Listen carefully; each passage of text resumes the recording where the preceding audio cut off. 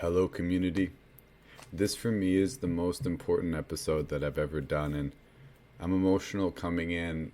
And if I'm honest, it's because I've been watching some reels. And I got hooked on seeing this one reel where parents were reacting to their child winning the gold medal. Well, not child, grown adult. And there's quite a few of these, it turns out.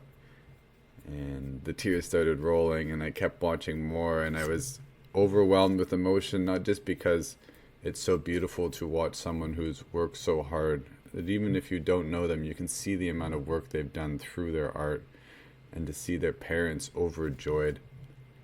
But why this is particularly poignant for me right now is because I'm bringing something to light, and I forwarded it to my parents in a joking way.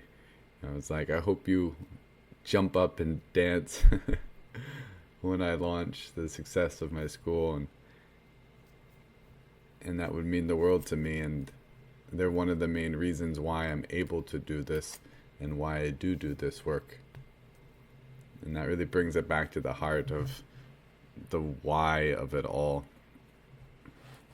I've thought about this quite a bit in creating the holistic energy medicine, Wuji, and Taiji systems, because when it gets hard in my life, and it has many times over the last few years in creating the school and putting in the work, I've often thought to myself, I should have been a mailman. Something simple, maybe just like a 9 to 5. You clock in when you're done work, you go live your life, and at times that might feel like an escapist freedom, but what I'm learning more and more is that it doesn't have to be such a suffering. Suffering is optional. Suffering with grace is available. And the more that it's kind of like allocating my center off of myself, meaning that the fluctuations of my mind and emotion aren't the predominant story in some sense that drive me. There's something bigger, and it's not me centered, though I'm the center of my experience in a certain frame of perception. What I'm getting at here is I'm learning more and more to be the mission, to have a goal, dream, vision that's bigger than myself. And when I offer myself to this vision, there's a freedom that allows me to go beyond personal likes and dislikes, attractions and aversions. Isn't that the whole thing?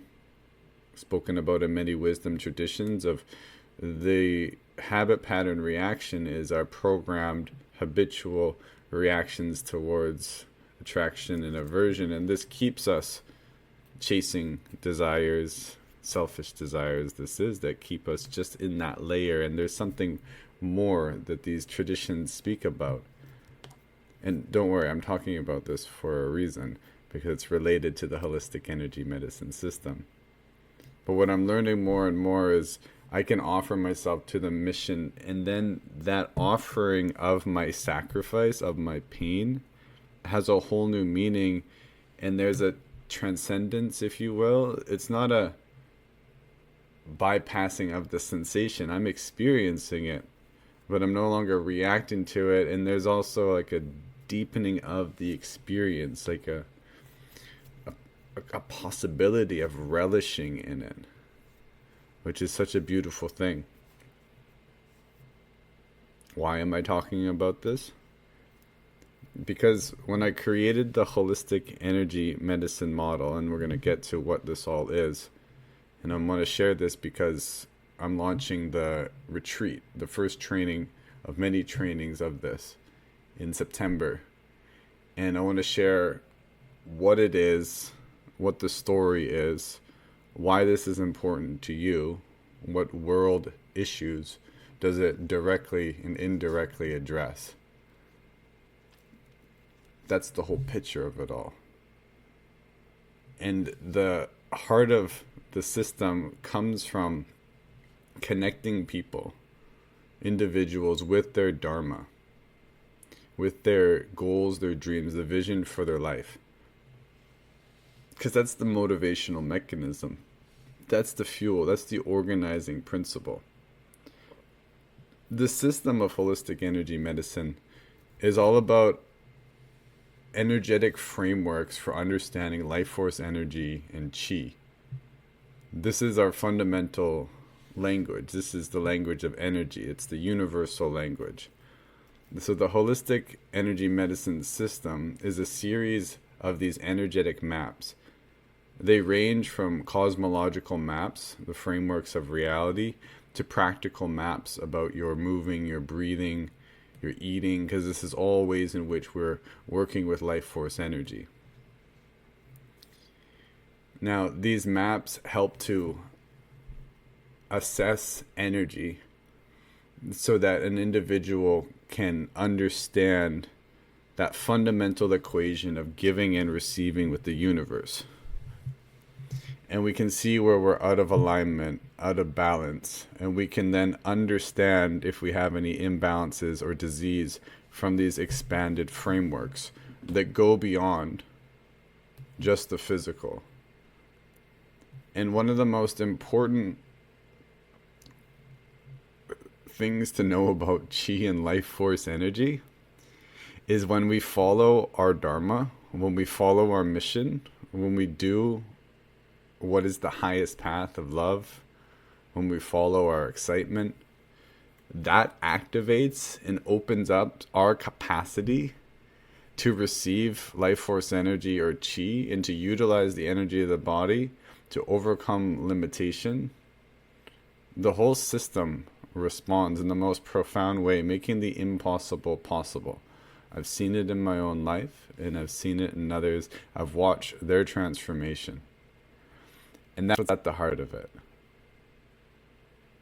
So, fundamentally, the energetic system that I'm offering is simply a framework for better understanding energy.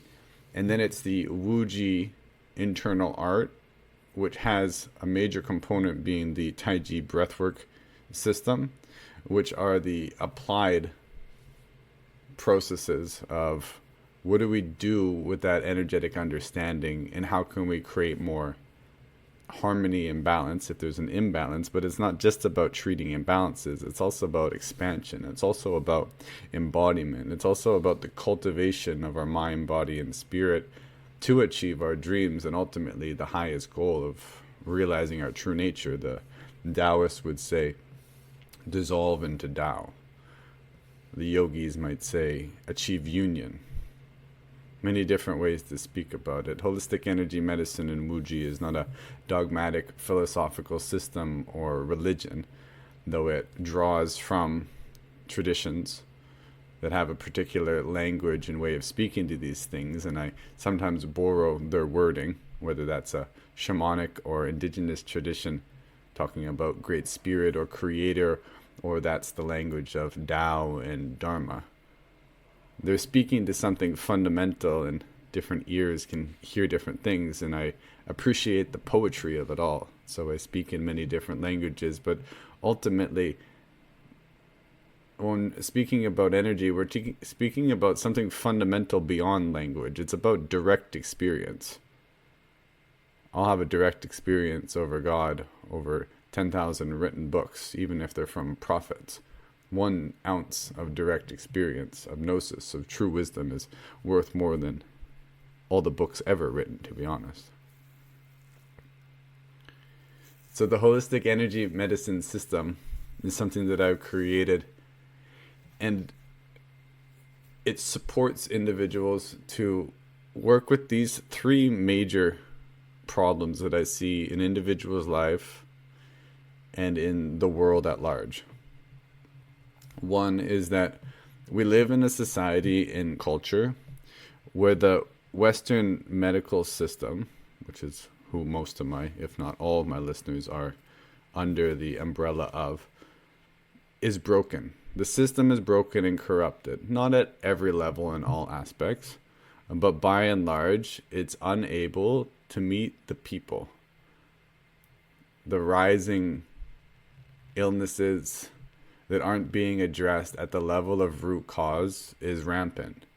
The system is largely based on treating symptoms, infiltrated largely by the corrupted big pharma. And this is why I say I'm all about Dharma and not the big pharma. Because big pharma has been corrupted in such a way that it's benefiting off of keeping people sick and creating reliance on medication because it puts money in their pockets. The system is corrupted. It creates reliance. It doesn't foster holistic thinking. So it doesn't get to the root cause, which typically isn't simply at the level of physical. There are often deeper energetic underpinnings at the level of chi, at the level of mind and emotion, which are treated as separate, as if the mind and the body aren't one. And it's kind of laughable in the sense that it's not that science is blind to neuroendocrinology and psychoneuroimmunology and these many different fields, that explore the relationship among mind and body.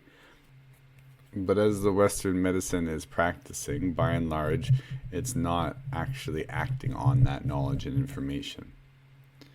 So part of this system is addressing, yes, the wider issue of the Western medical model, but also it offers a complement towards Western medicine, which does absolutely have its strength. I'm not trying to make a black and white argument here.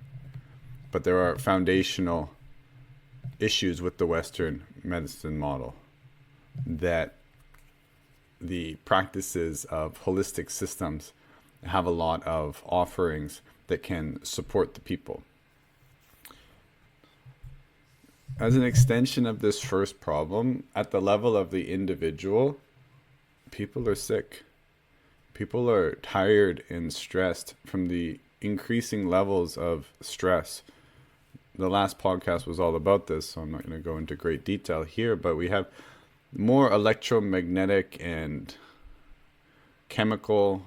We have all these different pesticides, herbicides, rodenticides, all these things in our food, constant exposure to activating stimuli like computers and blue lights and screens, which are creating an accumulation of stress, microplastics. It goes on and on. And more people are becoming sick. The cancer rates are going up. And despite all the advances in medicine, once again, there's not an adequate application.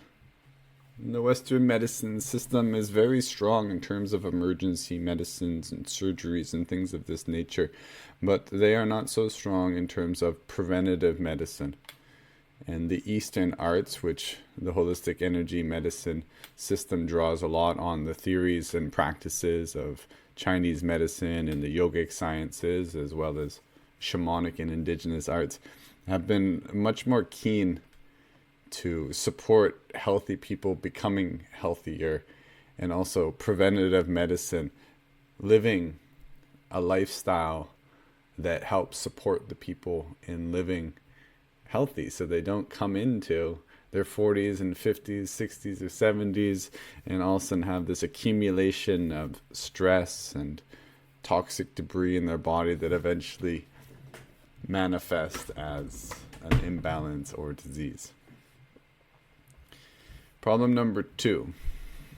Individuals are becoming more disconnected from their own body, intuition, their true nature, and are outsourcing more and more of their intelligence to books, experts, and AI instead of listening to their own inner wisdom. Now, I use AI, I read books, I look to experts. No problemo. Nothing wrong doing. However, to the degree I just listen to experts tell me what to eat, experts tell me how to live, talk to AI, tell it to teach me about my problems, their solutions,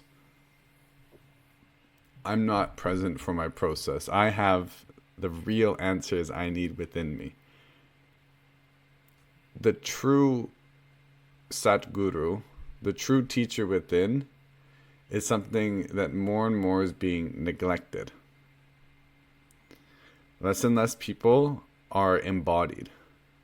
Because embodiment is not just a thing where you become embodied, but it's a perpetual process so long as we have a body that we are embodying how we're showing up in our soul's expression, in the activation and the movement of archetypal energies through our system. You know, when you turn on your phone and you accidentally have your camera on and it looks at you and you see your face? You've done this before, and you're like, oh, it's like this dead, neutral face. More and more, and I know this of myself because I've spent a lot of my life alone and on computers, that neutral face is like being built into the fascia, losing the expression. And it's taken me a fair amount of facial yoga and just straight up living actual life, you know. Don't even need facial yoga if you live a really full life of communication and expression with a lot of eclectic and diverse amounts of people and scenarios that inspire expression to come out of the face.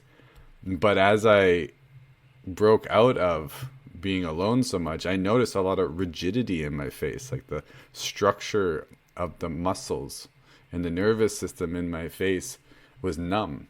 It took some time, just like when a body is an exercise, to begin to warm up, to begin to open up, to be able to express.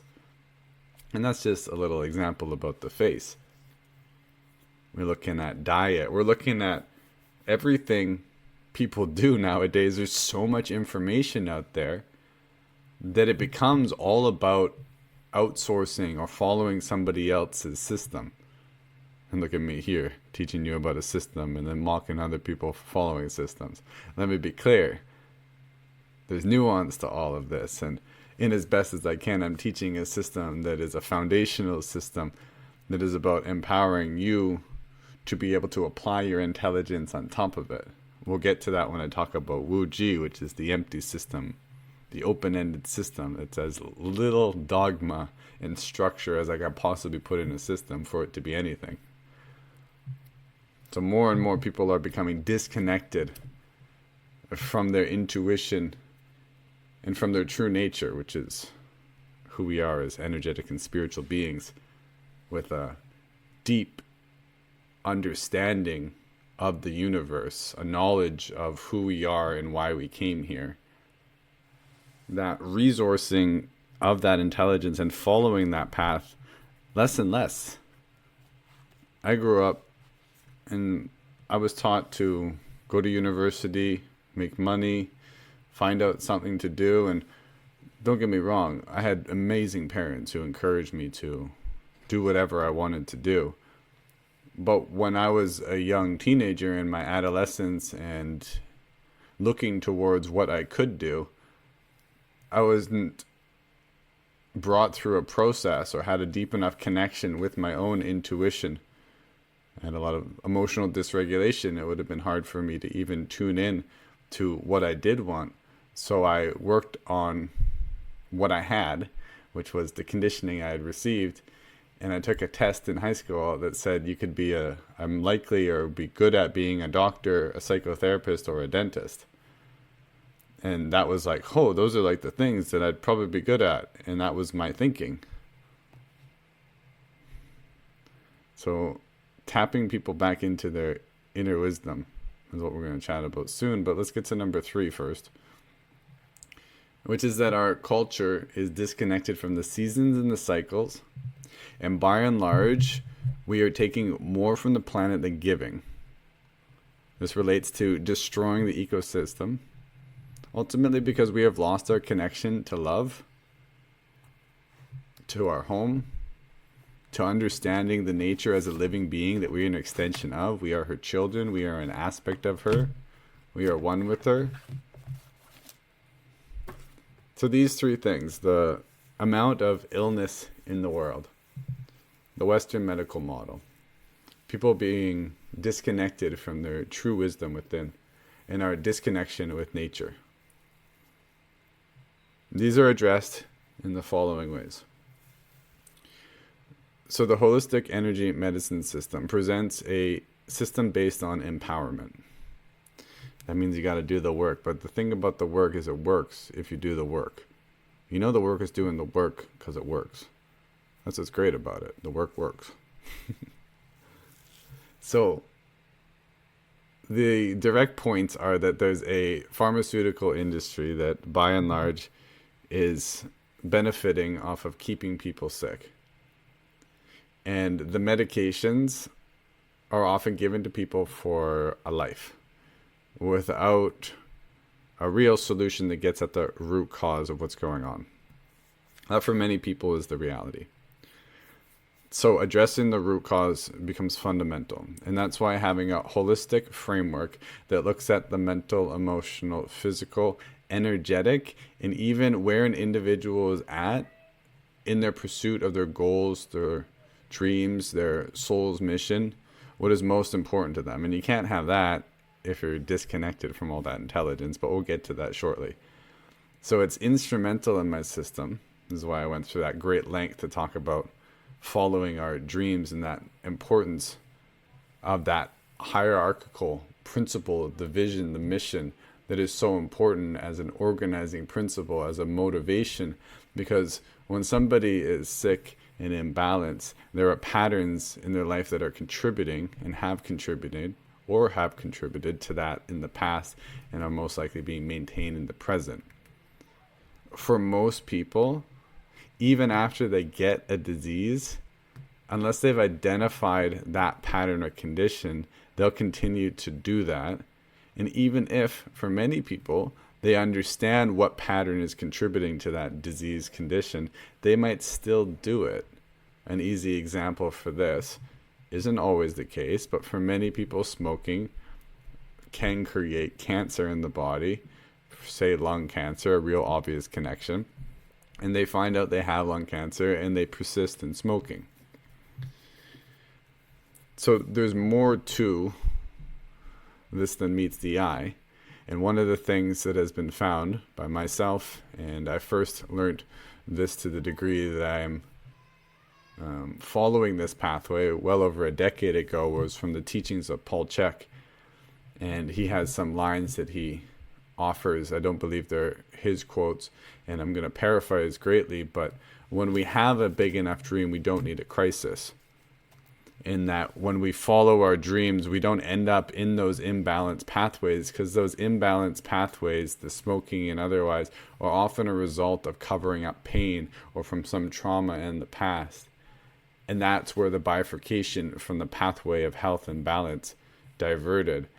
And then the solution, or an aspect of the solution, is coming back to that path, because it provides the motivation and the energy to overcome. Because it gives you a why. It gives you something powerful to orient to, that gives you a motivation.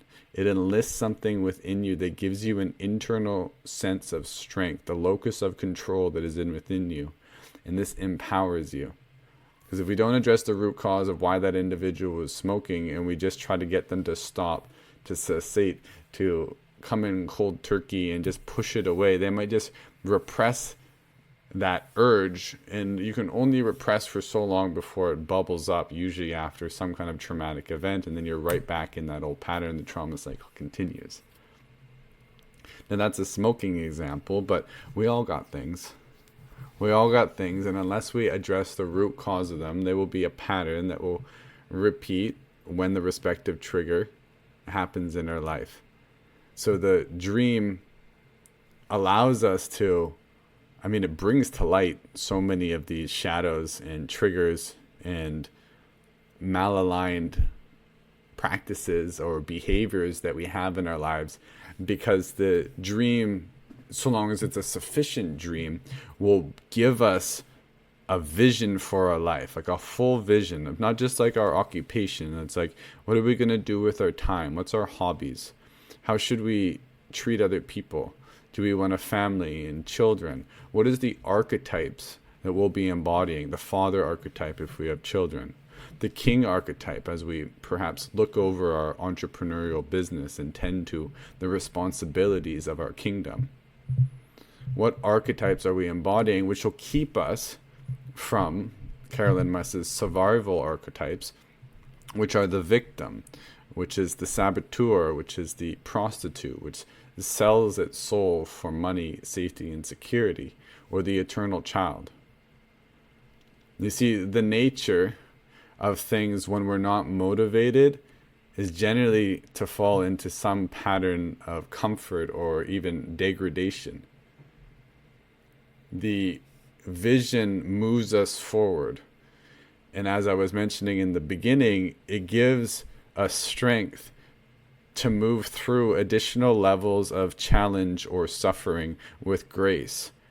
And it can even be transformed and transmuted, alchemized into prayer, into a willingness to go into those experiences, and then they're no longer what they were. I started working out when I was very young. So the pain of working out that some people experience, the discomfort, I still get that. And don't worry, now and again, I'm still a human. I still have that resistance to it. But by and large, I love that feeling. I love a good hard workout. I've been doing that for so long, most of my life. And it's something that I cherish. And that's the potential. What starts out as hard at one point becomes easy and even enjoyable to the point where we don't know what's right and what's wrong, because that's the true nature of reality when we go beyond that initial habit pattern reaction or trigger. And this is where the holistic energy medical model also is inspired by coaching. And that's the directionality, not just away from treating illness, but treating the whole person. Because that's the holistic model of seeing what's happening in an individual's life that's contributing. Because it's not just about whatever pattern or behavior is contributing to the imbalance or disease, for example. It's about what's happening in that person's life, what has happened to that person, and where are they going. And when we can tap into that bigger picture, that's when we get the context for everything. And that's how we can understand the interrelationships. If you've studied the body, you know that you get pain in your knee. The source of that pain might not be the knee. It might be the ankle. It might be the jaw. The body is so interconnected as a unit, like a microcosm of something greater, just as you are a microcosm of something greater. So the more of an understanding of the many different foundational pillars of your life that we can understand, and this is where the holistic energy medicine maps come in handy, of understanding the energetics and being able to read into them and putting the context on it all, which is the primary vision. Now, as we get to problem number 2, we're looking at the disconnection of body, intuition, and the true nature. So the practices of holistic energy medicine, as I've mentioned, are the Wuji internal art and the Taiji breathwork system.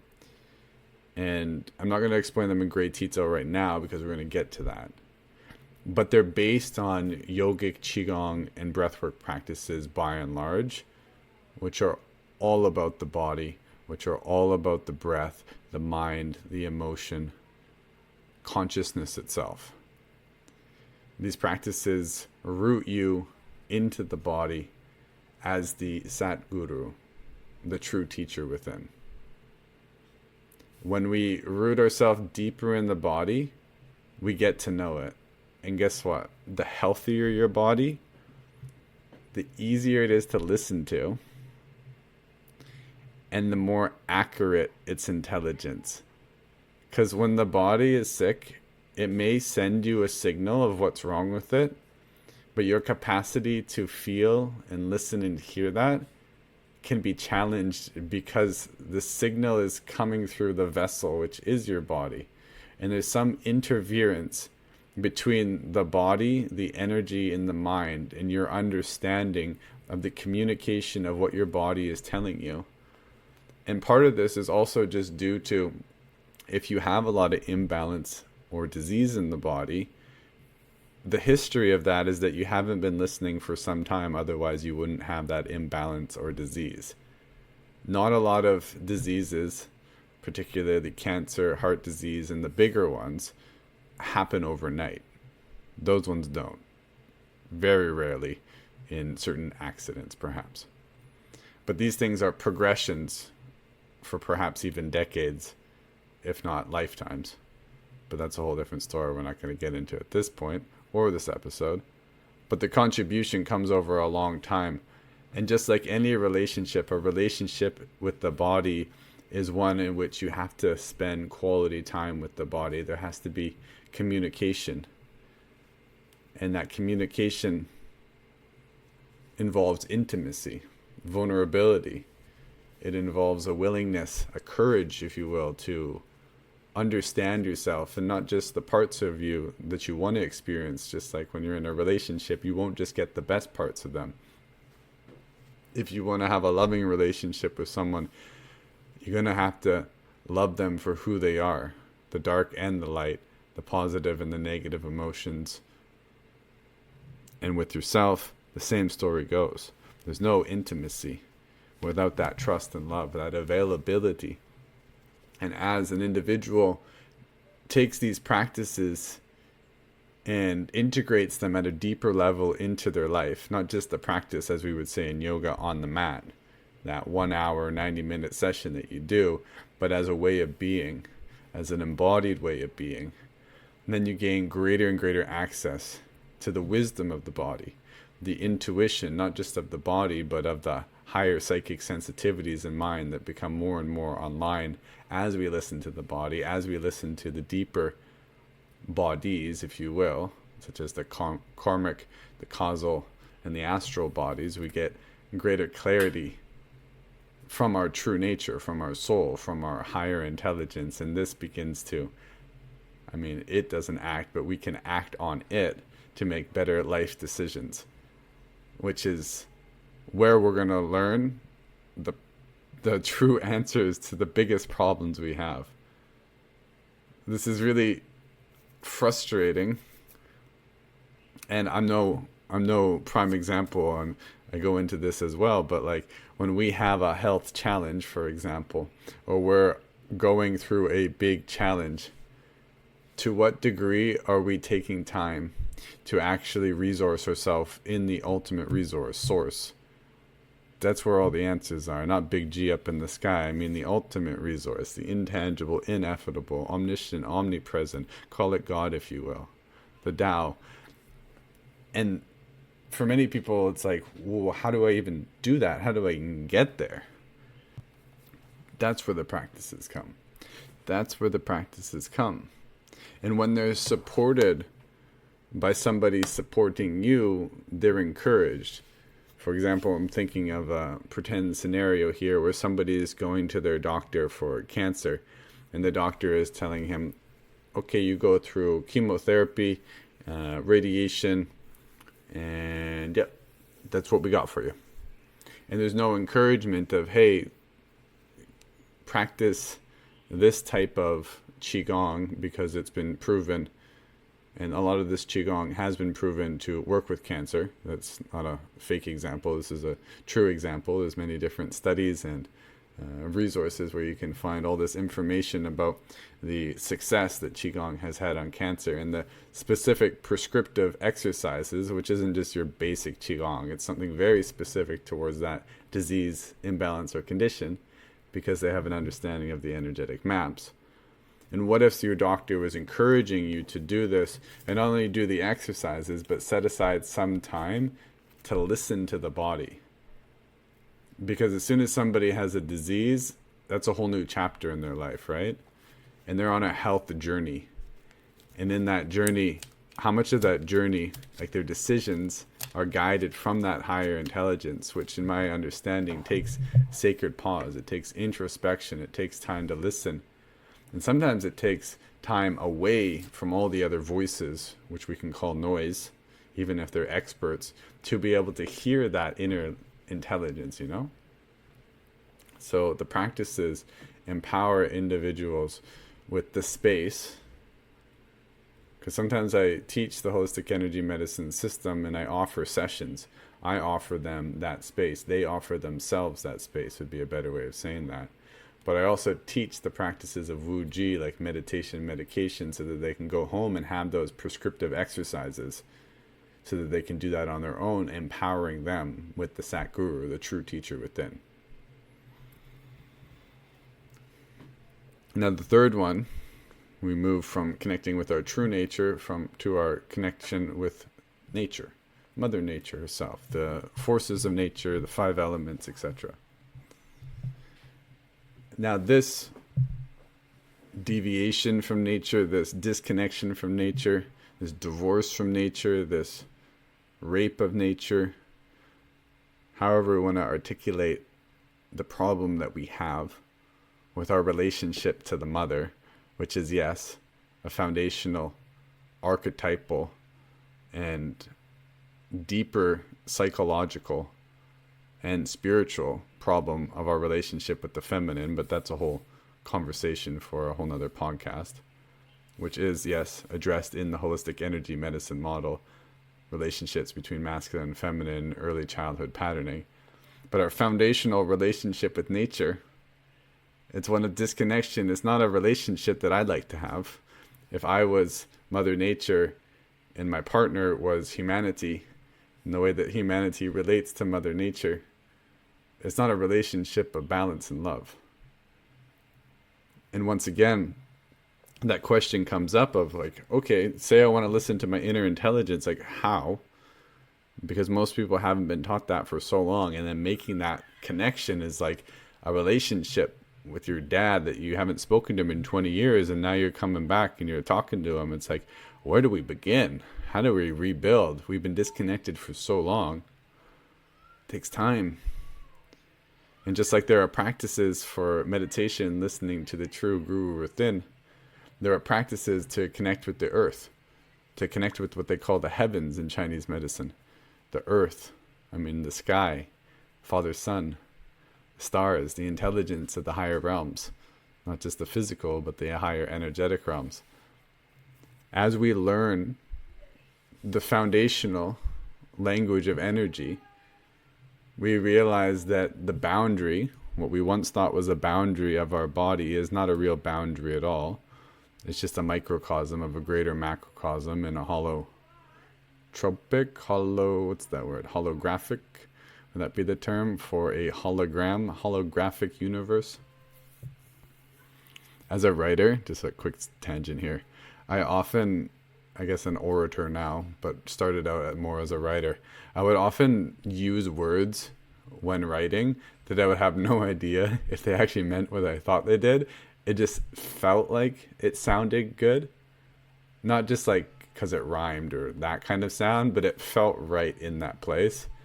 And a lot of the times I would use words that perhaps I've been exposed to, perhaps not. Learning of language is a really funky thing because we're picking up on things that, never mind, I'm not going to go into that tangent. We're already tangenting. But I would use words, and a lot of the times they would be accurate to what I was trying to express. And I was like, I have no idea where I learned that word, if I've ever seen that word before, but I've just picked up on that energetic flow as I channel some of my writing, and it comes through like that. Sometimes it doesn't mean what I meant. And I just call it poetry then. It's not prose anymore. All right, bringing it back, coming back to the earth. As we understand the foundational level of energy, the language of energy, we begin to be able to communicate at a deeper level with the cosmos. That exchange of energy and information, which is always happening, becomes a much more effective, like there's more information exchange between you and your environment when you're in relationship to it. As an easy example, you can be out in the forest and you can be zoned into your phone, and though you are, like your nervous system, your body, your senses is communicating with the symphony, the orchestra that's going on around you, you might not be actually paying attention. So that energy and information is coming into your system but your system isn't that open to receive it, because part of opening to receive it is your participation in consciousness. And it can be dislocated, if you will, into your phone land, into the virtual reality that you go into in your mind space, and you interact with the light from your phone and going into that whole world and dimension. And as a different experience, to contrast that, if you put the phone down and begin to tune into all the sounds around you and all the colors and the textures, to see those colors, see those textures, and feel those textures. Now your whole body is an instrument to receive this orchestra on a variety of levels of energy, from the photons to the molecules coming into your nose. And as we understand ourselves at deeper levels of energy, we can experience beyond the five senses. This is the whole foundations of the internal arts, is beginning to build up enough chi and to understand the fundamental level of energy, where we can know ourselves like a direct experience of energy. As we begin to do this more and more, then we can know ourselves as the earth, know ourselves as the sun, moon, and stars. And when you know yourself as the earth, you damn well are going to act different than the current relationship that we have. And this is a continual progression, letting go of the personal center of our own personal survival, our own personal wants, needs, and desires, and a willingness to listen to the needs of the earth, the needs of our community and family. And this is what inspires our mission for many people, to have a soul mission that contributes in some way towards the all. And this comes authentically when we know ourselves as the all, and to the degree we do, the mission is the thing that we're going to orient towards. If we want to be spiritual because it gets likes on Instagram, but we're still primarily operating from our ego's wants and desires, we might pretend to like the earth and say all the spiritual things, but if our internal sense of me is dominant, it's going to be much different than if our internal sense is becoming more and more rooted in energy, and the energy has no border. We have an increased opportunity to let ourselves go. And oh my goodness, I'm so happy to choose the path of letting go. It's so much better than the path of control. It's not to say I don't have an increased level of control, even greater capacity to control myself, but part of learning to control yourself is also learning to let go, and there's a beautiful balance, which is another yin and yang harmony that comes. So perhaps I've said too little about that. Perhaps I've said too much. I am going to move on from that. We've addressed those foundational three problems. Let me just say a few more words. This is also for people like a little bit more in the direct example lane here. For people who work a job or career that they're not aligned with, and they want to orient towards their soul mission, something more important, something bigger, some transition or a new chapter.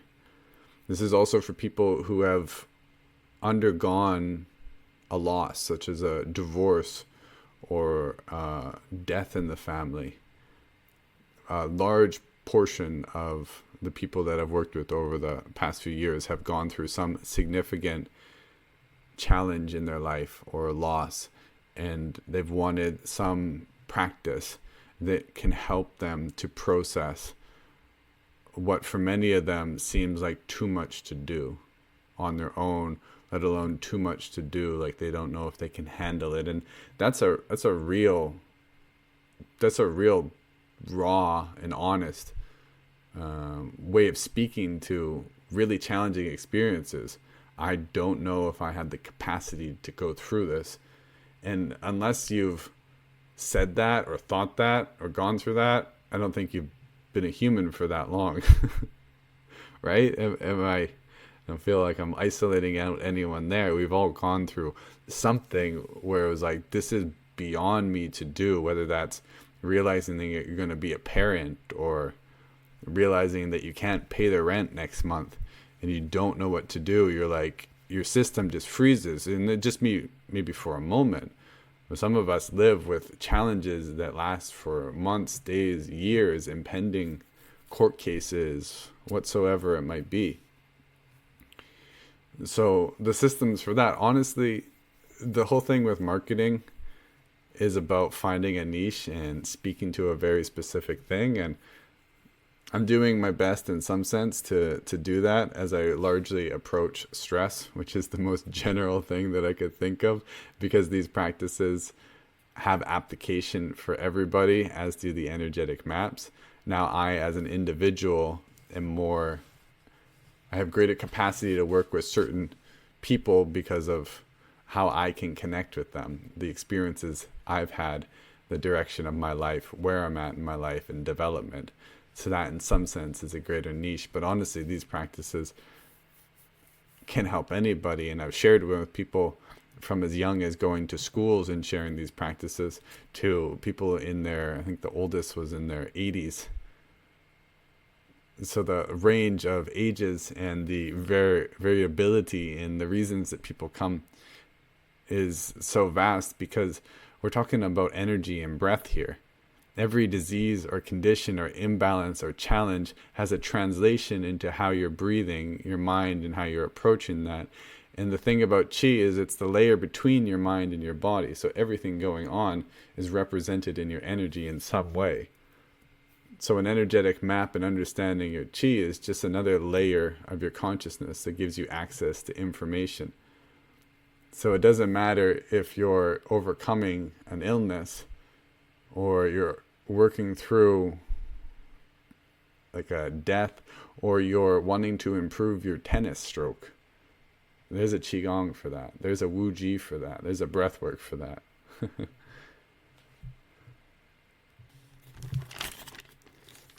Okay, so these are some of the why is this system important.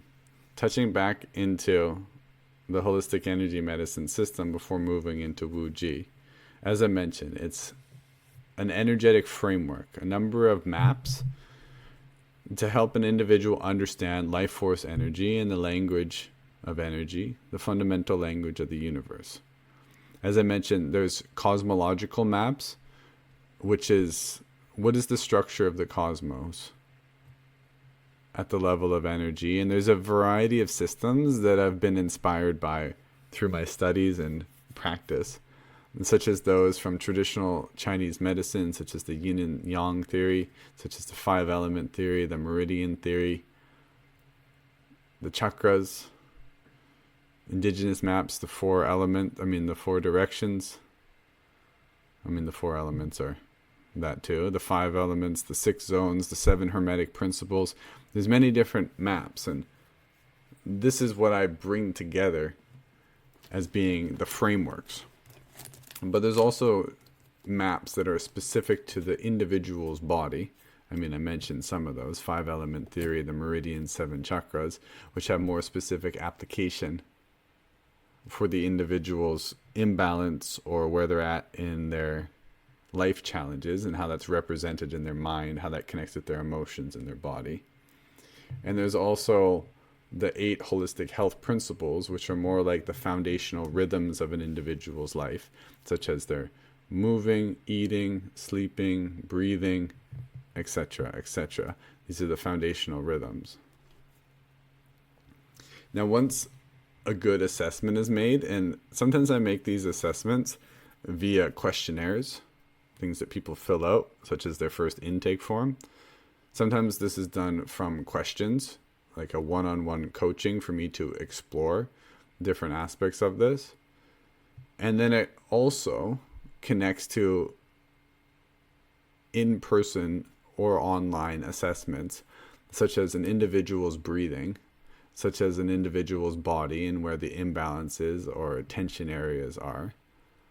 But it also connects at the level of energy, because as an individual, and this is what the training guides people through, is to develop greater energetic sensitivity of our own energetic system and nervous system, not just regulation, but going much beyond that, to be able to feel another person's energetics. I mean, at a superficial level, we all do this, and we all do all these things to some degree. It's just the degree we're aware of them. Just like when you go out in nature, your senses are taking in that information at a subconscious level. As to what degree are you actually paying attention and tracking and utilizing that information, yeah? So the easy example with the energetic sensitivity is emotional sensitivity, empathy, and some of us are blessed with this as a gift. Some of us are blessed with it, but it doesn't feel like a gift because it feels like too much. That's a whole different story. Which, I mean, let me just address that in like a little piece here. Often we have energetic gifts since childhood. Could be from past lives, but we're not getting into that in this episode. And we get them as gifts, but we don't realize they're gifts. So, for example, a lot of empathetic children grew up in environments where their relational style was empathy. They had this really like boundaryless, in yes, the negative at times, way with their parental or figures around them. So there was like this merging energy. And this can be a trauma response in many scenarios. So often people with traumatic childhoods might grow up hypersensitive because their nervous system was constantly activated and on threat detection and was tuning in. There's many different scenarios and circumstances. This is one example. Is tuning in to the other people in the environment for threat detection. So it was feeling like, oh, is this person angry? Like, am I safe right now? Or it was utilizing the people in the environment as anchors because it wasn't able to regulate its system for whatever traumatic reason or whatever was stressing it out. There's many different reasons, but when I mentioned that empathy cannot always be a great thing for the individual going through it, is when that becomes an unconscious pattern of empathy. And then that individual just becomes like a sieve. Is that the right word? Like a sponge that just like takes on all the emotions of other people and begins to process their emotion and can't differentiate self from other, what's theirs and what's other people's. And then they become, well, it's hard to regulate. It's hard to be in environments where people are experiencing negative emotion. It's hard not to take on other people's stuff. But that can then become a gift when an individual learns what's theirs is theirs and what's theirs to process, setting up more of an energetic boundary, having created a restructuring of the auric and energy field. They can then choose, like a dial, to turn up their empathy in specific circumstances. Say they become a healer, and often empathetic people, when they've mastered their gift, will go on to become healers or great musicians, any number of things, and utilize that energy and information or that pattern. But that process has to happen for many individuals to realize the gifts of their early childhood. And this goes for many different psychic capabilities, not just empathy. It could be many people in traumatic environments have some clairaudience, clairvoyance, etc. activated, but they may or may not be utilizing that gift because that foundational trauma, if it's not processed, integrated, and worked with, is still blocking it. So it's an unconscious pattern, and then they're not able to use it consciously. A little bit of a tangent there, but I felt like that was noteworthy since this is the nature of our conversation about energy medicine and the foundational language, yeah? So I went really far off on a tangent. Can't quite remember where I was, but I'm pretty sure that I was talking about once an individual comes in, we can do the energetic assessments. And these can be, as I mentioned, from the questionnaire. They can be from questioning or from just energetic sensing. Me, the practitioner, and the people that I'm going to be training. I mean, the first level, and this is in some sense offering a lot of information about this, if people are interested to go on for the first level of self-cultivation. That's more about building your energetic system. Level 2 and we'll get to these levels later, is more about service to others, one-on-one, and working with others. So this is where we would want to work with our gifts, our specific ways of receiving intuitive communication. But the first step is to self-mastery and work on our own self-cultivation. Okay, no more tangents. I'm going to get to the next thing. No promises, though. So once we have the information from the energetic maps, let me use a little bit of an example. So someone comes to see me and they present, I have them do the questionnaire. This is their first time coming in. My intake form is, depending on if they're working for me, just a drop-in session or coaching, could be anywhere from 15 to 30 pages. The coaching one is obviously the longer one because I want to get a very detailed understanding of their life history, their goals and everything, so I can better understand where they're at and how I can support them. But they've gone through this questionnaire, which means I've read a bit about what their goals and their dreams are, what their challenges are, early childhood, what may have happened, and there's some assessing of energetic maps already in there. Then I can do an in-person assessment through their breathing pattern, through anything going on in the physical, and then I bring them through an energy medicine session with Tai Chi breathwork. And that's both a treatment and an assessment at the same time. It's a treatment because I already have a lot of the information and I can guide a session based on what I'm picking up intuitively in the moment. And it's an assessment because after that full hour or more in the session, I'll have a much deeper understanding of their energy because I'll have been working with their breathing pattern and energy for that full hour. Okay, so we're going to move on from what is the holistic energy medicine system into the energy medicine sessions, and then we get to Wuji and Taiji. Okay, so energy medicine sessions are my signature one-on-one way of working with individuals, which is part of level 2 and level 3 of my holistic energy medicine trainings, which people can go on from the self-cultivation into offering these one-on-one sessions. Now, we're not going to talk about the Tai Chi breathwork, which is what the individual or client would be doing during the session. I'm just going to give a very brief overview of this because we are going to talk about the Tai Chi breathwork towards the end. What this session entitles, though, is an individual, usually, almost always lying down, supine position, and doing a particular style of breathing, really 2 different styles of breathing, but we'll get to that. And then I'm offering them body work, energy work, coaching as to what I'm seeing and recommendations on the breathing, and then sometimes specific breathing practices. Now I'm offering specific breathing practices, either breath work or pranayama, that are going to be addressing the imbalances that I've picked up on intuitively or from the questionnaires. And then, so too, the body work, the energy work is going to be working on these imbalances, areas of tension, creating energetic flow through blockages, stagnations of chi, etc.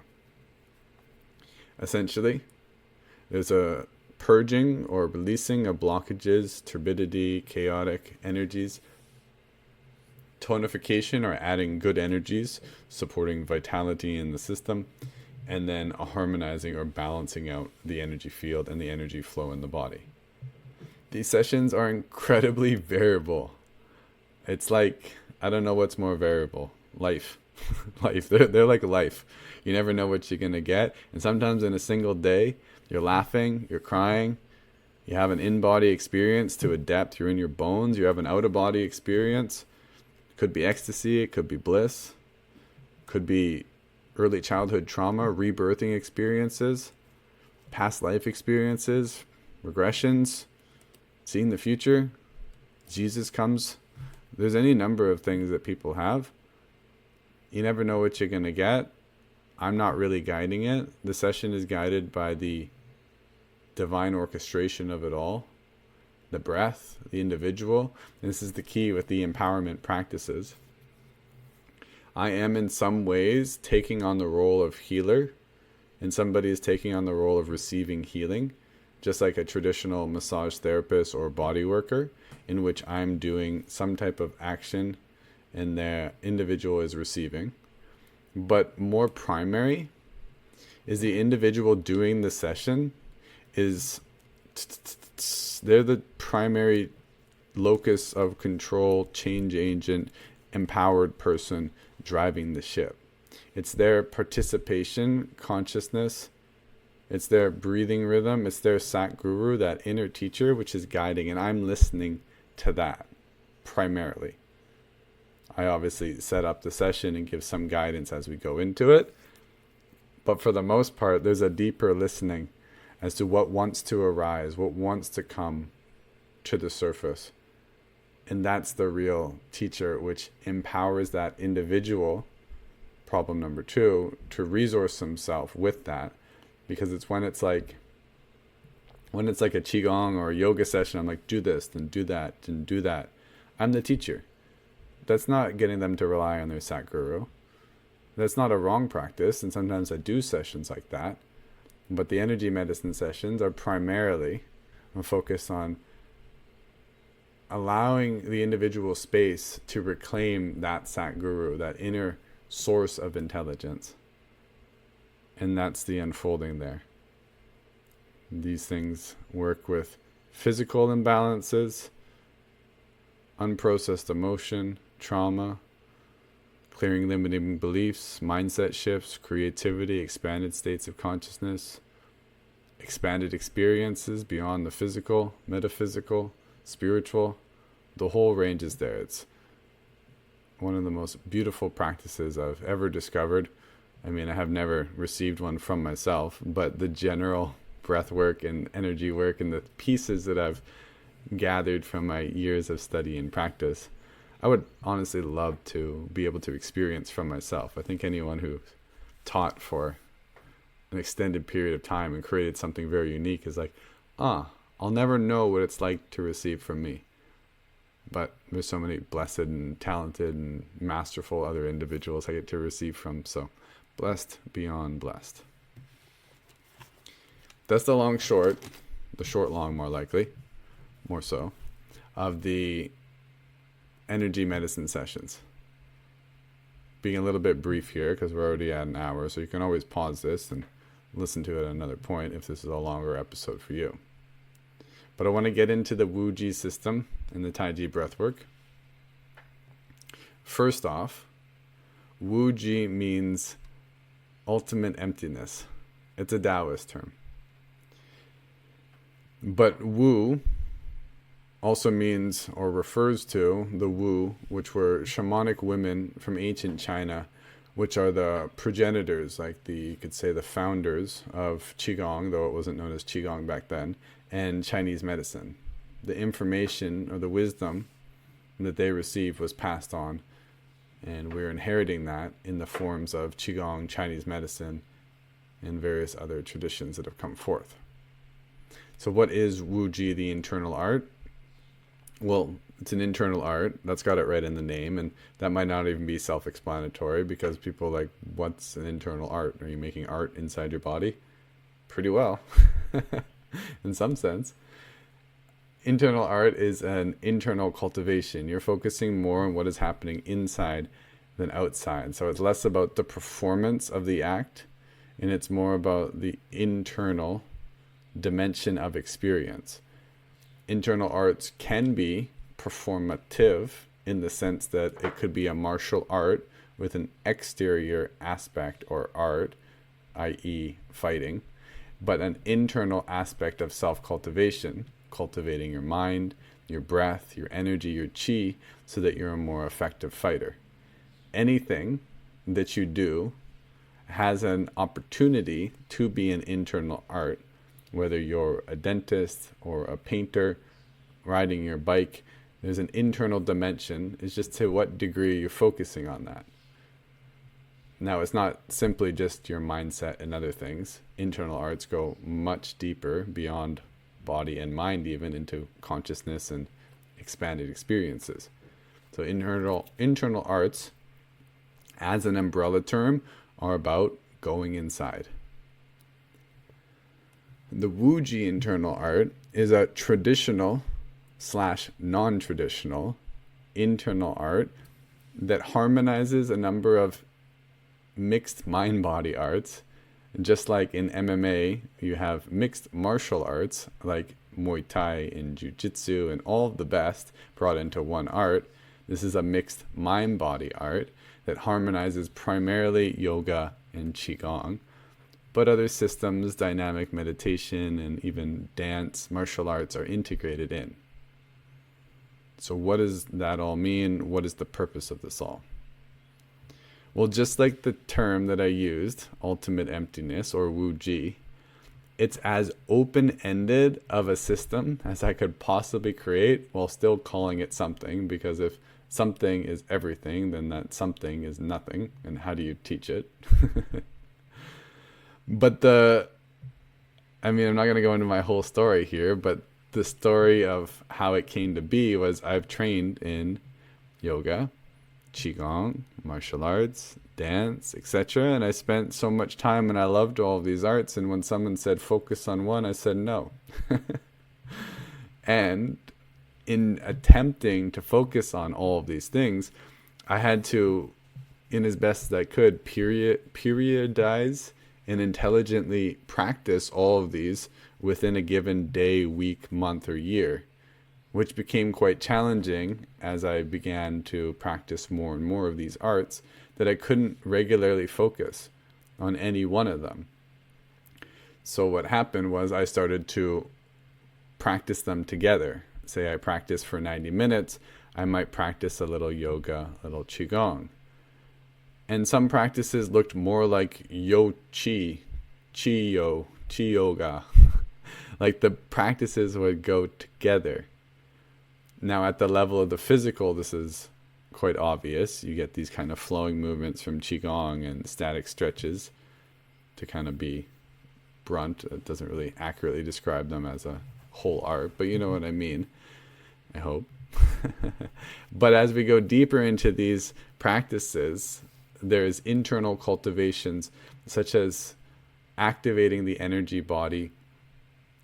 In qigong, building a dantian and opening up certain energy channels within the body. There's a certain template of energy that is activated as we practice these forms, like an archetype that becomes embodied in an individual. I can usually spot a yogi by the way they hold themselves, which is different than someone who practices qigong in the way they hold themselves or move through the world. In some sense similar to how you can spot a bodybuilder, but in an external way, and how you can spot a dancer versus a martial artist in an external way. But there's also an internal sense. You could say an aura, which is still external, but something internal, energetically, that they've cultivated. Through specific breathing methods, we will build our internal body, just as through certain workouts, we build our external body to have a certain form or shape. The internal body develops as well. So someone who hasn't done a lot of internal work, like breath work, pranic work, pranayama, their energy body will be more like in potential, just like someone who hasn't worked out has potential muscles, but not actual muscles. So it's the same thing, but depending on what exercises you do, your body will look different. A calisthenics athlete is really strong with their own body weight and what they can do, but they may not have the same strength as a powerlifter. A dancer has a different body than a martial artist. So the specific types of breathing practices and how you move energy through your body, how you develop your fascia, etc., is going to mold your physical and energetic body in specific ways. We can call these internal mechanics.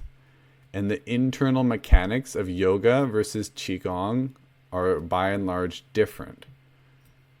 For example, the qigong and neigong systems use the three dantians, the primary energy centers, and a variety of energy lines known as meridians, such as the Du and the Ren channel for the microcosmic orbit and the circulation of energy through. Whereas the yogic systems work more with the chakras, and they use different mechanisms and internal mechanics. So what happens, just like you have a mixed martial artist who is trained in Muay Thai and Jiu-Jitsu and boxing and wrestling, they have a unique body because they've trained in all of these things and they put them together in themselves, you know? That's unique to them. There's nobody else going to be like them. So too, after years of yoga and qigong in isolation and practicing them together, I've created a unique energy body within me. It's a very fascinating thing. So this is part of the harmonization of these practices, which creates this open-endedness. Now, when talking about Wu Ji, because it's such an open-ended system, you can really draw on techniques and practices from yoga, qigong, dance, martial artists, as I've said. When I teach this at some point, I'm going to create just a Wu Ji training, like a 500 hour, and we're going to go really deep into all of these things: medical qigong, martial qigong, spiritual qigong, different forms of yoga, breathing exercises. Ultimately, the highest goal of Wu Ji is the same as yoga, is the same as qigong. It's to dissolve into the Tao. It's to find union.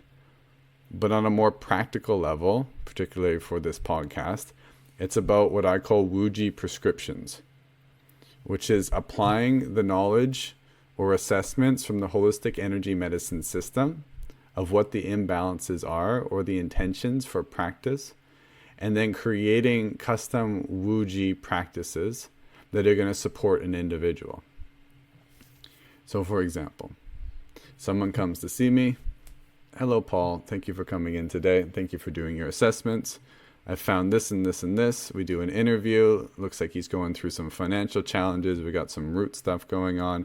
There's some instability. It's up more in his mind. Energy's in his head, disconnected from his lower centers. Okay, we got all this energetic reading going on. Here, let's do a energy medicine session. We're going to do this breathing pattern. I'm going to offer you certain prompts and da-da-da-da. We go through this process and wow, his energy feels much more balanced. He feels regulated and rooted in himself, not in his head, and this whole inspiration comes about him. And that's amazing. I love to see that kind of result. Paul's super happy. I'm super happy. We're having a great day. Now, maintenance of this means how are you going to live your life in a way that supports these energetic changes? Because there's a reason why these imbalances have shown up. They didn't come out of nowhere. Maybe they were a reaction to stress. Maybe something happened traumatically. But they're going to be in the moving, the breathing, the eating, the sleeping, etc. So we want to look at, well, what has your breathing pattern been? Maybe it's been short and shallow because you've been really stressed and not feel safe, not rooted in the body. So you've been up in your mind, not regulating the system. Okay, so let's take that into consideration. And well, as a result of this stress in your life, you've been watching a lot of TV, which has been encouraging you being in your mind more and more. Okay, we got some more information there. This goes on and on. Now, this is part of what we've energetically harmonized in the system to bring about more balance. Now, how are we going to support the work that we've done is we need to address what's going to happen as he goes back into his life. So for some individuals, what they ask for or what they're willing to do is just a simple breathing exercise or a simple qigong, and then they get one or two movements that are going to support them. For example, there's a movement called pulling down the heavens, which helps to support pulling the energy from the head down through the body and releasing stress. That's going to be an excellent movement, like a meditation medication that individual can do. Best thing about meditation medication, no reliance, doesn't cost a thing, and the more you do it, the better you get at it. But maybe me and Paul have done a little bit of work together. This isn't his first appointment. And I know that he's got hip issues. His core isn't firing as well. And he's got some confidence things going on. He'd like to step more into his warrior because he's got a public speaking event. And he'd like to show up with a lot more courage and a tapas, a real fire. So now I have a lot more information. We got some things that have been an imbalance, more energy going up in the heads, lack of rooting in the body. This could be something going off in the first chakra, as I mentioned, with our safety and security. Say he's a little bit burnt out. This is the water element, so we could use some water element qigong. And I could construct a whole 90-minute session for him and then record it for him, and then he can practice that. And that might have everything in there, like rooting, getting the energy out of the head, balancing out the water element, doing some kind of martial movement to get him in his warrior, perhaps some facial movements to get him expressing, or vocalizations would be a better one. So you see how I can construct a program for him that's not just an exercise program. It's holistic. It's looking at his movements, his breathing, his embodiment, his expression, whatever it might be. And it's going to be tailored to him. This is the Wuji prescription. And this is why it's Wuji, the ultimate emptiness, because it's the traditional, non-traditional. It's open-ended enough that it can be anything.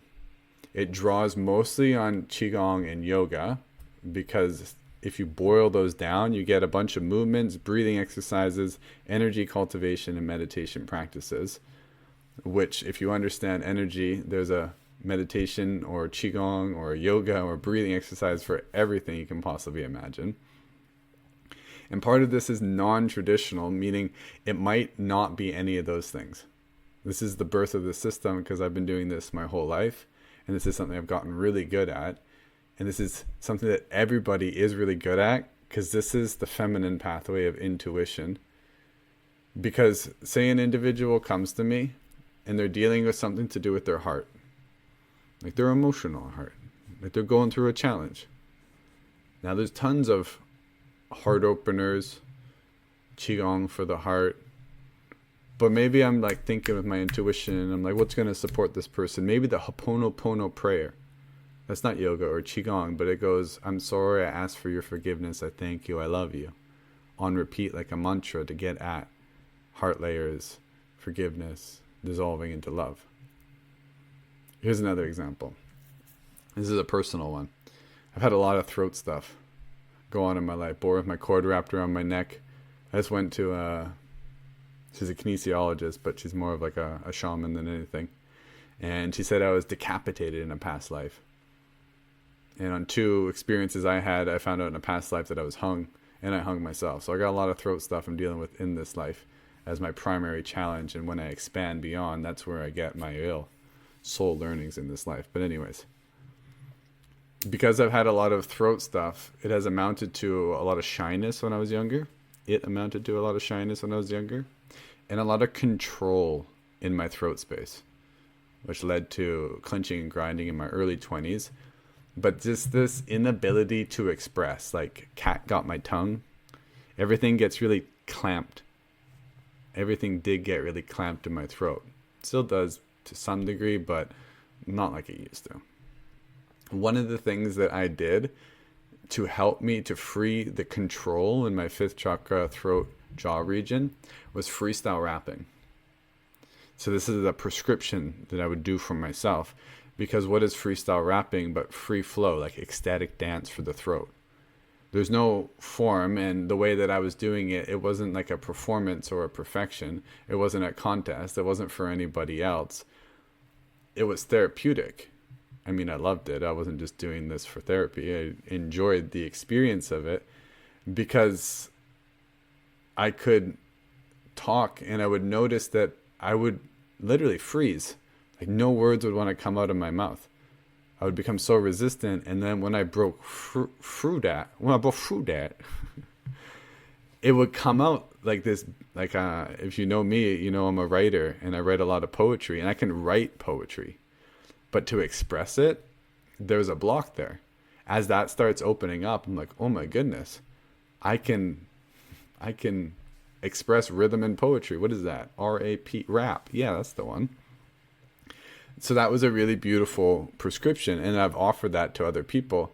And sometimes even it's Galasso de Lely, like speaking in tongues. Not the one that just comes sporadically, though I have had that before in my life. The one that comes because you choose to do it. So you just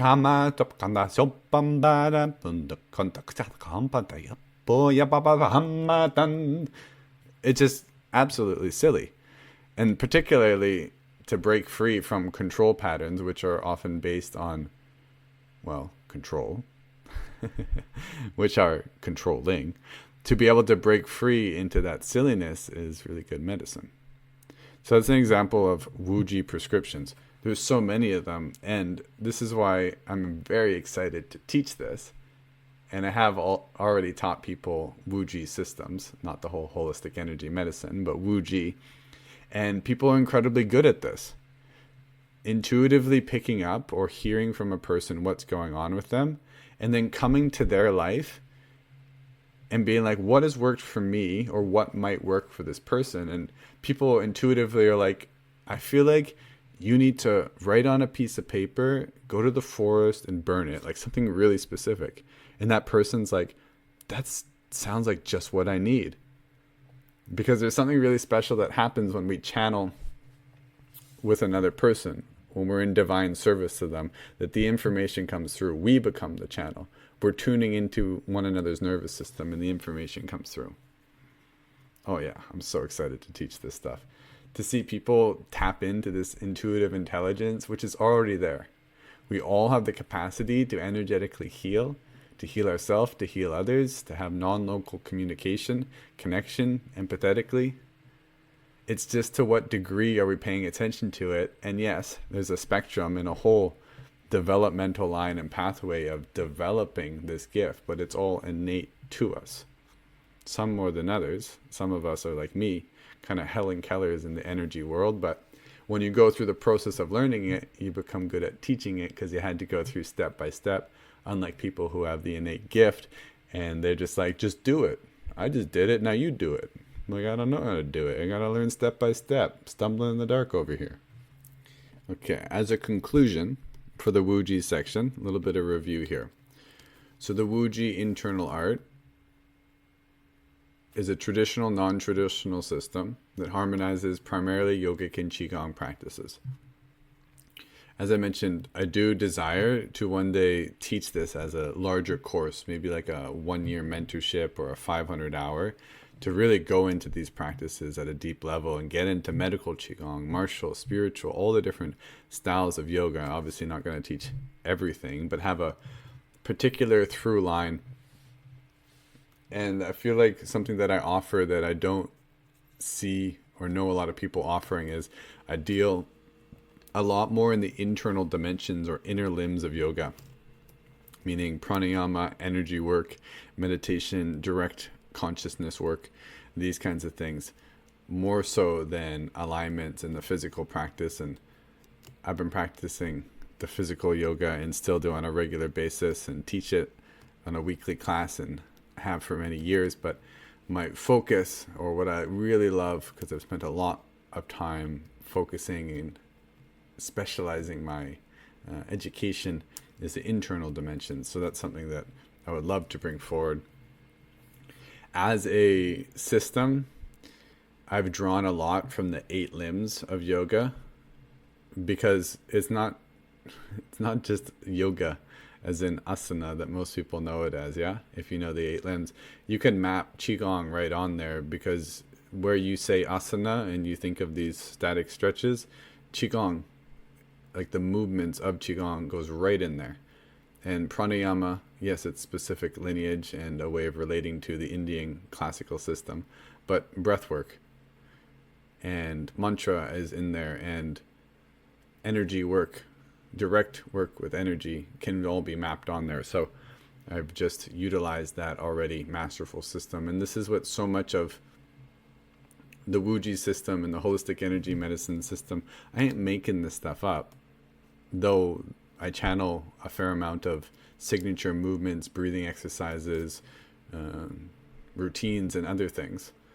Primarily, all of the knowledge is just what's been around from people who've understood the foundational levels of energy and gone through years of practice, lifetimes of practice, or carried on practices like traditional Chinese medicine and the accumulation of knowledge, which is traditional, non-traditional, as things continue to evolve. And this is just another bifurcation of this with specific application.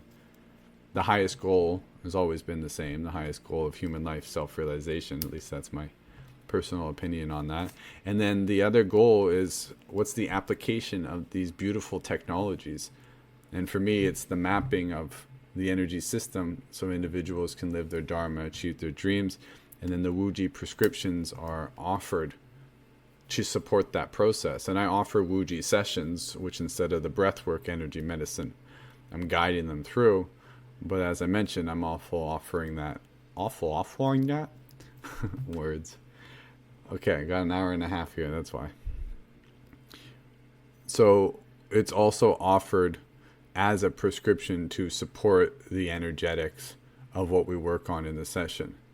Just like you go see a physio and they get you to do some movements and they say, continue on with these movements. Same thing, but it's touching more into the energetic dimensions of, hey, I understand, I see that the energy isn't flowing up your Du channel in the back of your body. There's a blockage near the back of your heart. Do this specific Qigong, working with the energy to move that energy through. So we're working directly with the energy to clear up that imbalance. And then it's the same thing. Come back in a week or two and let's evaluate where we're at. Boomshki. Okay, so what I want to talk about next is the Taiji breathwork. And Taiji breathwork is an aspect of the Wuji system. This is my signature breathwork. Technically, it's a type of conscious connected breath, but not really, because you don't always connect your breath. But that's just a way for people to understand. If they know conscious connected, it mostly looks like that. Let's get into the origins of the name. So Taiji, Taiji, means supreme, pardon me, I think I had a little stroke there. Just kidding. The supreme ultimate. So Taiji means the supreme ultimate. And as the cosmological map of Taoism goes, first there is the Tao, the unmanifest, and then there's the Wuji, which is the ultimate emptiness. It's like the void from which all things come. And then the manifest creation comes through the Taiji, which is the first movement of creation where yin and yang are born. And the Taiji symbol is the yin and yang symbol that we're all familiar with. And that articulates or symbolizes the dynamic movement, because it's not actually a static symbol.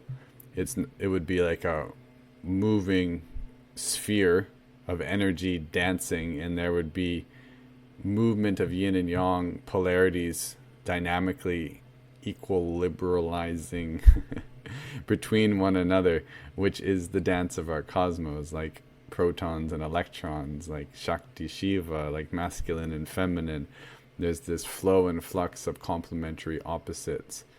And the Taiji is this harmonizing dynamic balance, both the initiator and the continuation of that, which I feel like, in terms of the naming of my system, I find a personal sense of satisfaction with that, because Wuji is my system of internal art, and Taiji is an aspect of that system, which perfectly lines up. And Taiji, as a practice, is just that. It's the balancing out of yin and yang energy in the body, which is just what we've been speaking about this whole time, finding these energetic maps, and yin and yang energy is one of those maps and theories, and finding out where we imbalance, what's excess, what's deficient, what's too hot, what's too cold, balancing out the energies in the system. And this is done through breathing practice, and the breath is one of those things, like yin and yang, that we balance out, the relative relationship between inhale and exhale, sympathetic and parasympathetic. And it's a great description of what's going on. And in some sense, Taiji breathwork is Wuji because there's not an actual form. It's open-ended, just like Wuji. But once again, if I say it's completely open-ended, that just means everything is Taiji and then nothing is Taiji. So it has some guidance. And this is two techniques, if you want to call them that even, that are touch points, like beginning and end points of cycles. Let me explain. We have active breathing and passive breathing. Passive breathing is normal, natural, conscious breathing without control or regulation. This is the kind of breathing individuals do in true meditation. You're not doing anything to control or regulate the breath. You're just a breath witness. So an aspect of Taiji breathwork is meditation. The other component is active breathing. And of the types of active breathing, there are countless, because this is where it can draw from any system, practice, or pranayama.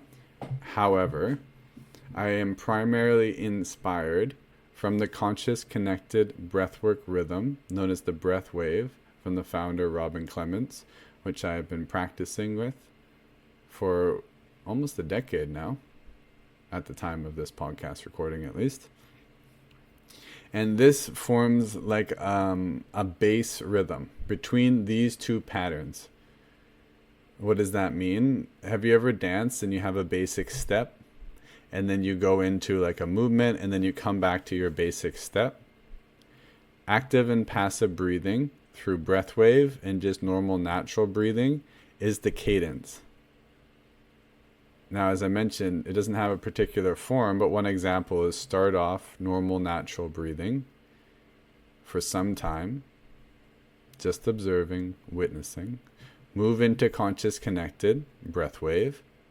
Inhale meeting exhale without pause, in and out the mouth, an active inhale, relax exhale. I got multiple podcasts explaining this. Don't need to go into great detail here on that technique.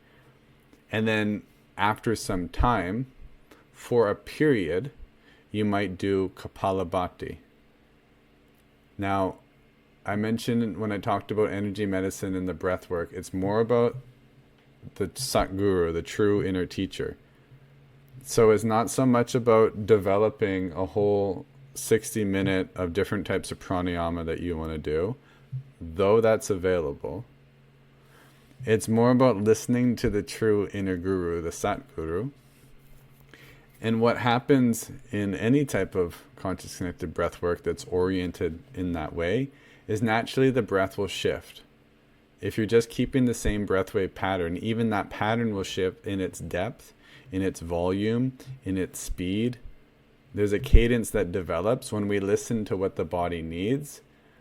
Just like if we want to get a good workout in, we might need to run really fast or lift something really heavy or stretch slow and then begin to go fast. There's a way of working with the body and energy.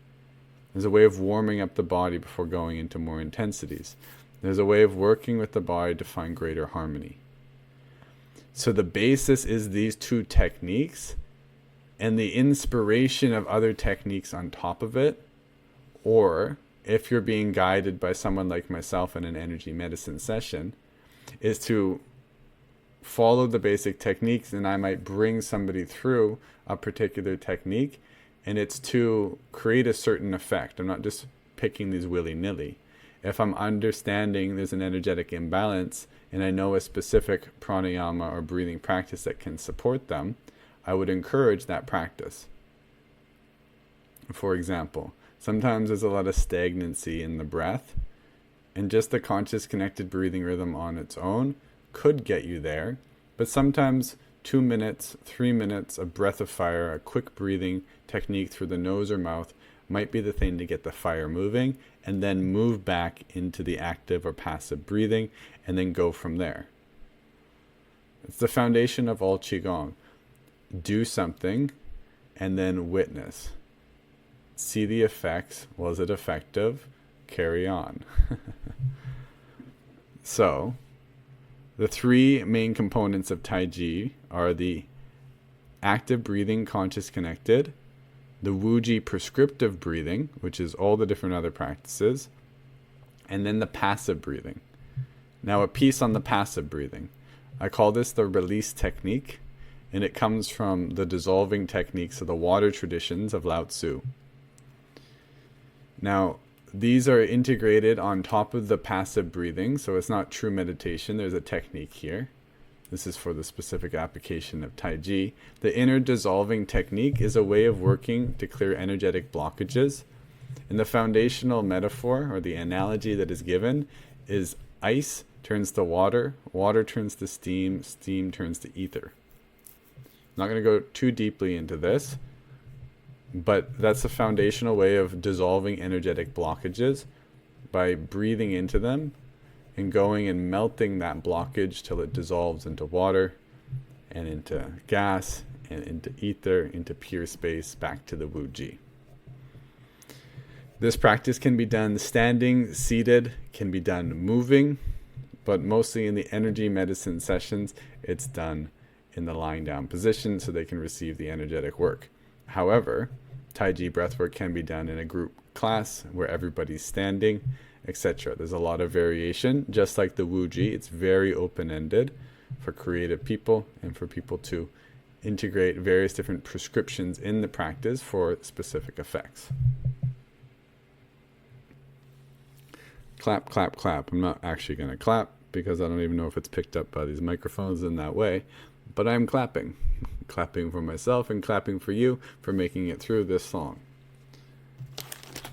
We've talked about the whole holistic energy medicine system, at least in brevity, how it relates to the energetic maps, how this connects to the Wuji system and the Wuji prescriptions, energy medicine sessions, and Taiji breathwork.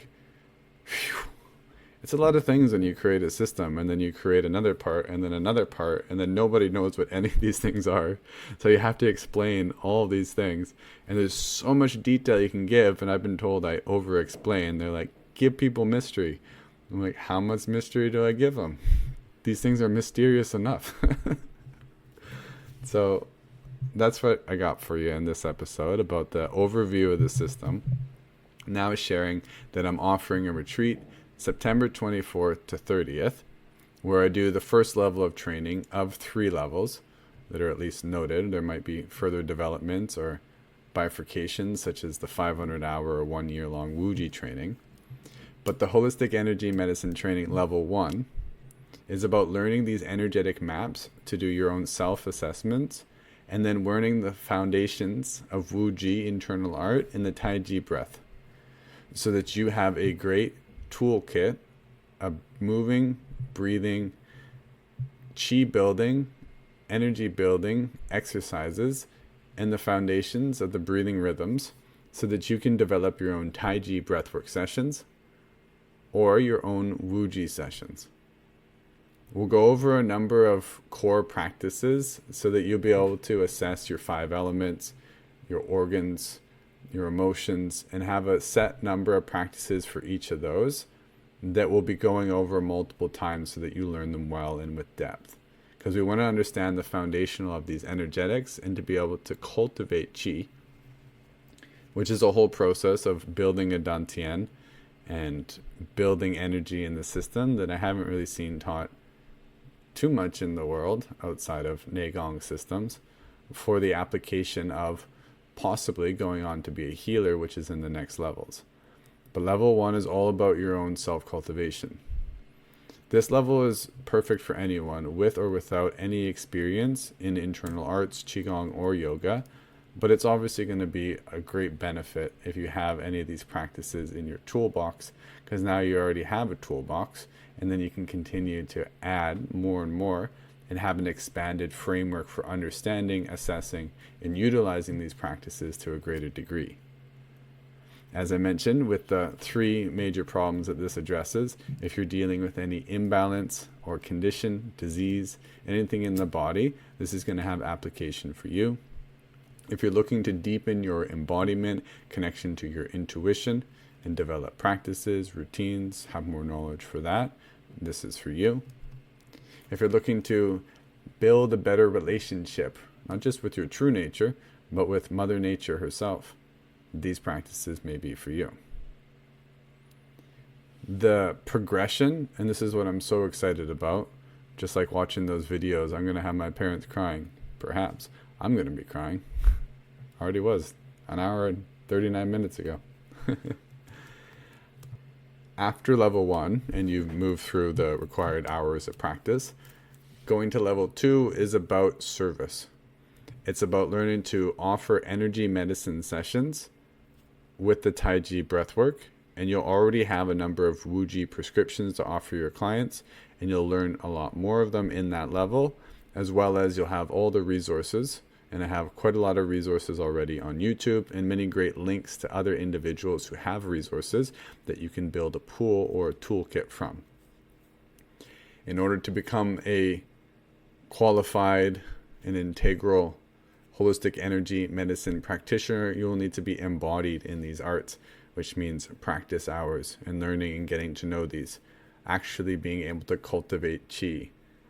No pretend qi, no imagining qi. You get imaginary results if you imagine qi. Real, visceral experiences, developing the energy body. These things are not make-believe. These things have a foundation in reality, just not the reality that most people see, know about, or it's in their belief systems to explore. So an individual must be willing to go beyond those foundational belief systems, or the conditioning at least of the major culture at large, who doesn't really understand or know much about these realms beyond the physical. It comes with a little bit of courage in that sense, and a lot of humility, because it comes with a certain sense of power, that of course, like any archetype, and the Wuji archetype is one that we begin to embody more and more as this energy healer and self-cultivator, comes with its share of shadows, such as the spiritual ego and the use of power and manipulation, blends very much into the magician archetype. Becoming in service of holistic energy medicine is service for the all, because what else is there? As we get in at the foundational levels of energy, we come into what connects us all together. Individuals learn foundational techniques of body work, of energy work, channeling, working with energy, so that they can read a person's energetics, both through energetic questionnaires and intuition and coaching, and then to be able to provide a beautiful Taiji breathwork session that is prescriptive for that individual, not just the breathing practice, but also the energy work and body work, and then to be able to offer a Wuji prescription, an exercise or a collection of exercises or formula for that individual to follow, and then be able to assess that or evaluate that at a later time to see if the practices have worked. This is energy medicine. Later levels, after more self-cultivation practices, that's the real juice of all this, is larger groups. Level 2 is about service in a one-on-one energy medicine session. And then as you get into bigger groups, teaching Qigong, teaching the Wuji, teaching Taiji breathwork, it's a whole different level of working with energy, of working with ceremony, of understanding energy and, let's say, karma, let's say, the unseen realm, more and more working with mystical and shamanic dimensions of these practices. This is what I love about this practice. It's both the spiritual practice as per, let's call it the path of meditation, but it's also shamanic, and that's in some sense like a masculine and feminine polarity to me. I picture like the solo person in the cave, meditating, cultivating themselves, very masculine pathway. Feminine is plant medicines, earth energies, connecting. I mean, we're not doing plant medicines part of the program, but it complements very well if you're a shaman or looking to move and orient in that direction, or working with plant medicines and you want support and ways of supporting others who are working with plant medicines, as I've done. but it's a whole different dimension of working with the realm of the all that is, the many different realms of light, rather than the meditation pathway, which is like going beyond to Shiva consciousness, to the pure consciousness, which is just one. You know? Maybe that polarity wasn't properly explained. I got a whole episode on it, though. I'm deeply passionate about this work in some sense, and I'll share this in another episode, I'm sure, but I've done a write-up on it, the whole story of how I got into all this work. I mean, it's the role that I've been prepared for my whole life, and the long short of that is that I was born with my cord wrapped around my neck, and one of my most significant breathwork sessions was one of my first ones when I had a rebirthing experience, and it felt like I could breathe for the first time. And I realized that birth trauma had been preparing me for that moment, which was the moment I realized that I would do this as a career. And now I can honestly say I've been prepared for this my whole life. Literally, the moment coming out of the birth canal, there was something gifted to me, which I didn't realize a gift until I overcame or transformed that experience into the gift that it is, which has guided me here. And I've been doing these Wuji prescriptions, and I'm sure you have too, these ways in which we simply self-regulate at the very least, but increasing the knowledge and practice. I've studied for years and years with shamans and a yoga master and lineage holders and traditional, non-traditional pathways, ecstatic dances, going off in the forest and doing shamanic work on my own, and vision fasting and sun dancing and vipassanas and Buddhist traditions and Taoist traditions. The list is beautiful, and this is what I encourage in individuals, because I mean, it's all about resonance. Most of the people that vibrate and resonate with me are on a similar path, traditional, non-traditional, and they have an eclectic mix, because that's where I'm from. We got ayahuasca this Friday night down the corner, and the other corner we got peyote and ecstatic dance and da-da-da-da-da.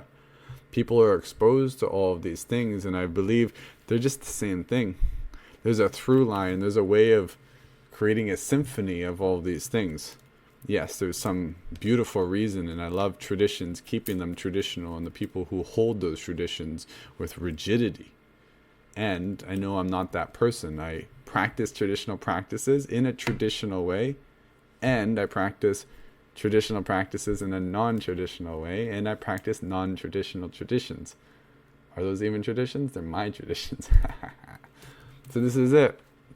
This is a very open-ended system, and that's why it's the ultimate emptiness, because when individuals go through this training and program, down the line, their Wuji class ain't going to look anything like mine. Their Taiji ain't going to look anything like mine. You become your own breath ninja. You become your own mixed mind-body artist. You're going to look so unique. This is why it's so beautiful to watch UFC or MMA. Each fighter has their own unique style, even if they're trained in the same jiu-jitsu, Muay Thai, wrestling, whatever it is. Every individual, based on their body type, their unique genetics, what they've came in here, their gifts, their experiences, their style, how they approach each fight is different. And that's the potential of each person. And I can't wait to see that blossom in people as they tap into not only the traditional lines, technologies, and intelligence, but also their intuition and the signature movements and breathing practices that evolve through them as they've gone through me. These are the practices that I live by. I pinched a nerve in my neck, still haven't gone and seen anyone. Actually, technically I have seen body workers since then, but I didn't go to the hospital. I spent 10 hours out in the forest pulling myself back together. When something happens to me, I go to these practices. Not saying if I break a leg, I'm going to do a bunch of Qigong. Maybe. Probably go to the hospital. But you know what I mean. I live by these practices because they work.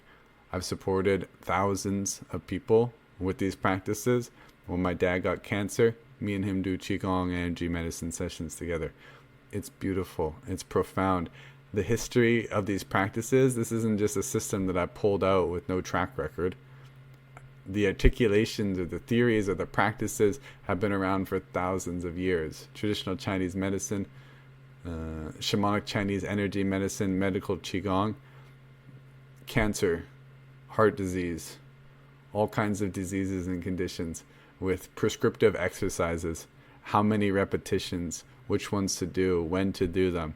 This is the science that's already available that isn't an aspect of our culture at large. It approaches those major problems, the medical system, people's disconnection from their body, people's disconnection from nature. This is why I'm passionate about teaching this. September 24th to 30th, 5-day training, technically there for 7 days if you want to come early the night before and leave the next day. So a week-long training, and then hours after that, integrated in a community, small class size. Number of different rooms are available at different price points. Early bird special is on now, depending on when you're listening to this, of course. See the website in the links in the bio, the landing page. DM, ask me questions. The email, the contact is there. Would love to see you there if it aligns. If this information inspires you, I'm a solo entrepreneur. I've spent 10,000 hours being a marketer on Instagram alone. That's not my zone of genius. And I would love to do less and less of that and be in my zone of genius, supporting people in the best way that I know how. So if this message inspires you, it would mean a lot to me for you to pass it on and share it to someone. Referrals have been the primary way that I've expanded, and they probably will continue to be for most of my career, because that's the transmission of the teachings. That's one of the best ways to share it out. So if you believe in this message or want to support me in any way, it would mean a lot to me for you to share this on with somebody else.